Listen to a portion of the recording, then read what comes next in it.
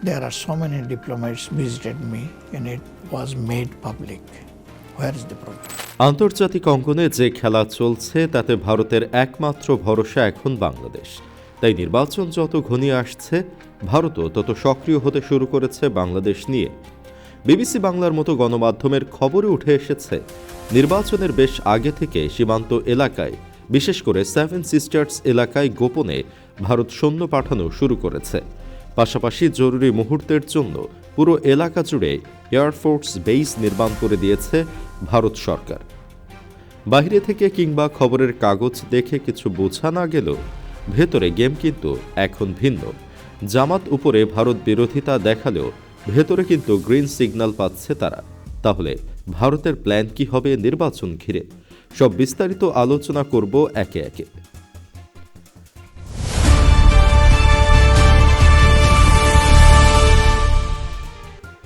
প্রথমে আসা যাক সেভেন সিস্টার্স ইস্যুতে। সেভেন সিস্টার্স যে মাত্র কোনো রাজ্য নয়, বরং রাজ্যের থেকে হুমকির বিষয়, সে বিষয়টি সকলের জানা। একদিকে চীন, অপরদিকে বাংলাদেশ। দুদেশের সাথেই সম্পর্ক তলানিতে ভারতের। চীনকে হাতে করা ভারতের পক্ষে সম্ভব নয়, বরং চীনের সাথে ভারতের সম্পর্ক সাপে নেউলের মতো। অপরদিকে হাসিনা সরকার উৎখাতের পর বাংলাদেশে হয়ে উঠেছে ভারতের মাথা ব্যথার কারণ। এই পরিস্থিতিতে ভারতের সামনে পথ খোলা একটাই, বাংলাদেশের নির্বাচনকে কেন্দ্র করে যে কোনো দলের সাথে হাত মেলানো। কিন্তু কারা সেই দল? বিএনপি নাকি জামাত ইসলামী? বিএনপির সাথে ভারতের সম্পর্ক আগাগোড়া খারাপ তা সকলেরই জানা। 2002 সালে সীমান্ত যুদ্ধ কিংবা ভারতকে বিভিন্ন চুক্তি থেকে বাদ দেওয়া, এসবই বিএনপির আমলে। এছাড়া সেভেন সিস্টার্স বিচ্ছিন্ন করে দিতে 10 ট্রাক অস্ত্র আনার ঘটনাটাও এই বিএনপির আমলে। তাই ওপর থেকে যতই প্রচার করা হোক না কেন, ভারত বিএনপির মাঝে সম্পর্ক আছে, তা বাস্তবতায় দিবা স্বপ্ন ছাড়া আর কিছু নয়। অপরদিকে জামাতের সাথে ভারতের সম্পর্ক খারাপের জায়গাটা অন্য কোথাও নয়, বরং ধর্মীয় ইস্যুতে। ভারতের দীর্ঘদিনের ধারণা ছিল জামাত ইসলামী কোনোভাবে বাংলাদেশের ক্ষমতায় এলে চরমপন্থার উত্থান ঘটবে। কিন্তু বর্তমান প্রেক্ষাপটে ভারত আবার বিএনপির থেকে জামাতকে ভরসা করছে বেশি, যার প্রমাণ হিসেবে বলা যায় ভারতের গোয়েন্দা ও রাজনৈতিক নেতাদের সাথে জামাতের শীর্ষ নেতাদের একাধিক গোপন বৈঠক। এমনকি জামাত ইসলামীর আমির শফিকুর রহমানও এমন এক গোপন বৈঠকে সামিল হন ভারতের সাথে, যা পরবর্তীতে সংবাদ মাধ্যম রয়টার্সের খবরে উঠে আসে। কিন্তু জামাত কেন? প্রশ্নটা ঠিক এখানেই। বিএনপির বড় কোনো নেতার সাথে ভারতের কোনো নেতার এই পর্যন্ত কোনো গোপন বৈঠক বা আলোচনা হয়নি। এ থেকে হিসাবটা অনেকটা পরিষ্কার হয়ে যাওয়ার কথা। তবে এসবের বাহিরেও বিভিন্ন বিশ্লেষক ও ভারতীয় গণমাধ্যমও বলছে ঠিক একই কথা। গ্রিন সিগন্যাল যে জামাতের প্রতি ভারতের তৈরি হয়েছে সে ব্যাপারে সকলে একমত। পাশাপাশি বিএনপি এলেও মানিয়ে নিতে প্রস্তুত ভারত। তাদের মূল উদ্বেগ এখন সেভেন সিস্টার্স। শেখ হাসিনার একটানা প্রায় 16 বছরের দীর্ঘ শাসন আমলে ভারতের জন্য একটা খুব বড় স্বস্তির জায়গা ছিল উত্তর পূর্ব ভারতের সশস্ত্র বিচ্ছিন্নতাবাদী গোষ্ঠীগুলো বাংলাদেশের মাটিতে কোনো আশ্রয় প্রশ্রয় পায়নি। আর এর ঠিক উল্টোটা ঘটেছিল বিএনপি আমলে। মাথাচাড়া দিয়ে উঠেছিল বিচ্ছিন্নতাবাদীরা। বলতে গেলে এক প্রকার সেভেন সিস্টার্স সেবার আলাদাই হয়ে যাচ্ছিল প্রায়। 10 ট্রাক অস্ত্র তখন চট্টগ্রাম হয়ে ঢোকার কথা ছিল ভারতে। কোনো ক্রমে সেই অস্ত্র ঢুকলে হয়তো আজ ভারত আজকের পরিস্থিতিতে থাকতো না। আর এই পুরো ঘটনাটি ঘটে বিএনপি সরকারে থাকাকালীন। তাই বিএনপির প্রতি যে ভারতের এখন একটা অনিশ্চয়তা রয়ে গেছে ভারতের, আর এসবের প্রভাবই পড়েছে নির্বাচনে। ভারতের সাবেক কূটনীতিবিদের মুখেই উঠে এসেছে সেই কথা। ভারতের সাবেক রাষ্ট্রদূত সৌমেন রায় বলেছেন, প্রথম কথা হচ্ছে ইন্ডিয়া এখন একটা গ্লোবাল পাওয়ার, সুতরাং এরকম একটা পাওয়ারের অতি প্রতিবেশী রাষ্ট্রতে ইলেকশন হচ্ছে, আমরা অবভিয়াসলি খুব কনসার্ন। পাশাপাশি তিনি এটাও জানিয়েছেন যে এখন থেকেই আমরা শিলিগুড়ি ডাউন টু মিজোরাম, আসাম পুরোটাতে নতুন এয়ারফোর্স বেস বানিয়ে দিয়েছি, প্রচুর সোলজার পাঠাচ্ছি ওখানে। তার এই কথা থেকে বোঝা যায় বাংলাদেশ নির্বাচন নিয়ে বর্তমানে ভারত কতটা উদ্বিগ্ন।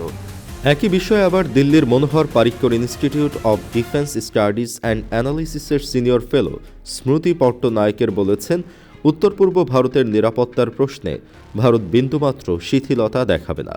ভারতের কাছে সেভেন সিস্টার্স এখন এতটাই গুরুত্বপূর্ণ হয়ে উঠেছে যে পাকিস্তানের সঙ্গে বাংলাদেশ সব রকম সম্পর্ক করলেও ভারতের সমস্যা নেই। পাকিস্তানকে সিকিউরিটি ক্লিয়ারেন্স ছাড়াই বাংলাদেশে নিয়ে আসলেও সমস্যা নেই। কিন্তু সেভেন সিস্টার্সের ব্যাপারে ভারত এক চুলো এখন ছাড় দিতে রাজি নয়। তাই এখন ভারতের কাছে অপশন দুটি, এক বিএনপিকে মেনে নেওয়া, না হয় জামাতকে ক্ষমতায় বসাতে কূটনৈতিক তৎপরতা। জামাতকে যে ভারত ফেভার দিচ্ছে ইতোমধ্যে উঠে এসেছে বিভিন্ন গণমাধ্যমের সূত্রে। তাই বলে বিএনপিকে পাশ কাটাতে চায় না ভারত। যে বিএনপিকে একটা সময় ভারত বিরোধী রাজনীতির সমর্থক হিসেবে দেখা হতো, সেই দলটির ব্যাপারে দিল্লিতে মনোভাবও অনেক বদলেছে বর্তমানে ভারতের কাছে বিএনপি হলো মন্দের ভালো। এদিকে ভারত আসলে আওয়ামী লীগ পরবর্তী রাজনৈতিক বাস্তবতার জন্য নিজেদের অনেকটাই প্রস্তুত করে ফেলেছে। তারা নির্বাচন উপলক্ষে বলছে ভারত বাংলাদেশের রাজনীতিতে হস্তক্ষেপ করবে না, কিন্তু এই কথা প্রায় সব শক্তিশালী রাষ্ট্র বললেও ভেতরে খেলা কখনো আটকে থাকে না। পূর্বের মতো ভারত যে এবারও সক্রিয় নির্বাচনে তার বেশ সম্ভাবনা রয়েছে। আসলে ভারতের জন্য গুরুত্বপূর্ণ হলো এখনকার পরিস্থিতিতে দুটো পার্টির মধ্যে যে ক্ষমতায় আসতে পারে তাদের সঙ্গে কিভাবে ওরা কাজ করবে এবং কে আসলে ভারতের সুবিধা হবে। জামাতের সঙ্গেও ভারত এক ধরনের যোগাযোগ তৈরি করে রেখেছে। কিছুদিন আগে জামাতের আমির শফিকুর রহমানও রয়টার্সের সঙ্গে সাক্ষাৎকারে দাবি করেছিলেন একজন ভারতীয় ডিপ্লোম্যাট তার সঙ্গে সৌজন্য সাক্ষাৎ করতে এসেছিলেন এবং সেই দেখা করার কথা ভারতই গোপন রাখতে অনুরোধ করেছিল। কিন্তু কেন নির্বাচনের আগে একটি বড় দলের সাথে ভারত গোপনে মিটিং করবে, আবার সেটা গোপনও রাখতে বলা হবে, তা কি ছোট কোনো ইঙ্গিত বহন করে? এ থেকে কি পরিষ্কার হয় না যে জামাতের প্রতি ভারতের সফট কর্নার তৈরি হয়েছে এবং জামাতের পক্ষে ভারতের গোপন কাজও থাকতে পারে? আসলে জামাত নেতৃত্বের সঙ্গে ভারতের যে খুব সন্তর্পণে ও গোপনে একটা যোগাযোগ স্থাপিত হয়েছে তার নানা ইঙ্গিতই পাওয়া যাচ্ছে। তাহলে কি যে জামাতে ইসলামী দীর্ঘকাল ধরে ভারতের জন্য অঘোষিত রেড লাইন ছিল, তাদের সম্বন্ধে দিল্লির অবস্থান পাল্টাচ্ছে, সেটা ধরে নেওয়া যায় না? বস্তুত ভারতের জন্য বাংলাদেশের এই নির্বাচন যে অনেকগুলো আননোন্স বা অজানা বিষয় ডেকে এনেছে তাতে কোনো সন্দেহ নেই। কিন্তু তারপরও অন্তর্বর্তী সরকারের সময়ের অনিশ্চয়তার চেয়ে নির্বাচন পরবর্তী নিশ্চয়তাই এখন ভারতের প্রধান চাওয়া। আর এই পটভূমিতে দিল্লিতে পর্যবেক্ষকরা একটা বিষয়ে একমত, বাংলাদেশে নির্বাচিত সরকারে যারাই আসুক তারা যদি অন্তত ভারতের উত্তর পূর্বাঞ্চলের নিরাপত্তা উদ্বেগগুলো অ্যাড্রেস করতে রাজি থাকে, তাদের সঙ্গে পরিপূর্ণ এঙ্গেজমেন্টে যেতে দিল্লির কোনো সমস্যা থাকবে না। আর দিল্লি গোপনে কি চাইছে সেটা তারা গোপনেই করে যাচ্ছে। এমন ঘটনা কখনো প্রকাশ পায় না, আর প্রকাশ পেলেও তা প্রকাশ পায় বড় কোনো পরিবর্তন কিংবা কয়েক দশক পরে। এখন দেখার পালা ভারত কি সত্যি জামাতকে আনতে চাইছে নাকি বাংলাদেশের রাজনীতিতে বড় কোনো পরিবর্তন চাইছে।